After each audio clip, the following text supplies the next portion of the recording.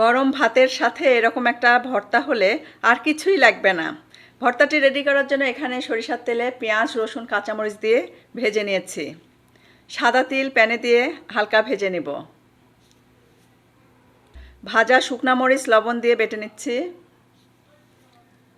দিয়ে দিচ্ছি সাদা তিল, 2-1 বাটা দিলেই হবে। দিয়ে দিচ্ছি ভেজে রাখা পেঁয়াজ, রসুন, কাঁচামরিচ। খুব সুন্দর করে বেটে নিয়েছি।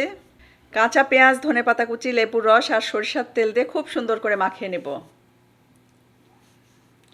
ভর্তা মাখানো শেষ। খেয়ে দেখতে হবে কেমন হয়েছে। গরম ভাত নিয়েছি, সাথে লেবুর রস, কাঁচামরিচ আর পেঁয়াজ কুচি নিচ্ছি।